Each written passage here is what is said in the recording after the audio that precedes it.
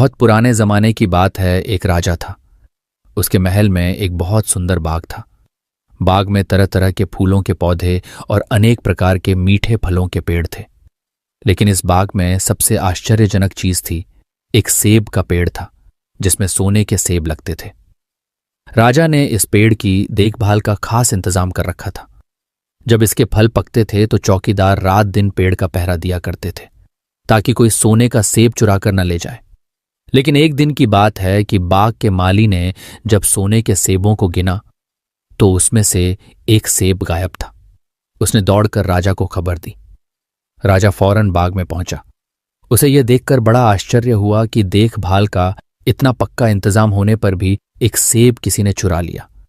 उसने ऐलान किया कि कोई सोने के सेब को चुराने वाले चोर का पता देगा, उसे इनाम दिया जाएगा। सबसे बड़े राजकुमार ने राजा से कहा कि रात में वह पहरा देगा और चोर को पकड़ने की कोशिश करेगा। राजा ने उसको इसकी इजाजत दे दी। बड़ा राजकुमार रात में पहरा देने लगा, लेकिन 2 घंटे बाद ही उसे नींद आ गई और वह सो गया। सुबह उठकर जब उसने सेबों को गिना तो वह देखकर चकित रह गया कि रात भर में एक और सेब गायब हो गया था। इसके बाद दूसरी रात को मंझले राजकुमार ने पहरा देने का काम संभाला। उसे भी नींद आ गई और तीसरा सेब चोरी हो गया। राजा बहुत चिंतित था। दरबारियों की भी समझ में नहीं आ रहा था कि क्या किया जाए। सब लोग उदास बैठे थे कि इतने में सबसे छोटा राजकुमार आया और उसने कहा कि आज की रात मैं पहरा दूंगा और चोर को पकड़ूंगा। राजा इस राजकुमार से खुश नहीं रहता था। वह उसे मूर्ख भी मानता था।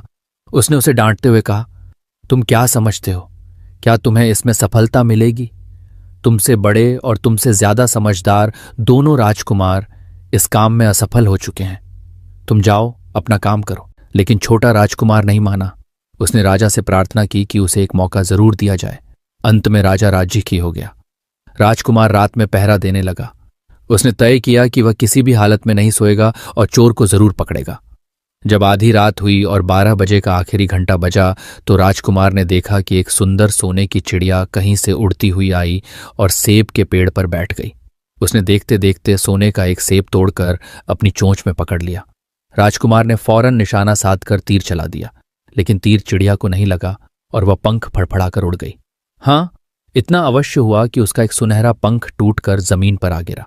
दूसरे दिन सुबह राजकुमार ने राजा को सारी बात बता दी और वह सोने का पंख उनके सामने रख दिया। पंख इतना सुंदर और इतना कीमती था कि राजा उसे देखता ही रह गया। उसने कहा, अगर उस चिड़िया का एक पंख इतना सुंदर है तो वह पूरी चिड़िया कितनी सुंदर होगी। मैं चाहता हूं कि उस चिड़िया को कोई पकड़ लाए। सबसे पहले बड़ा राजकुमार इस काम के लिए रवाना हुआ।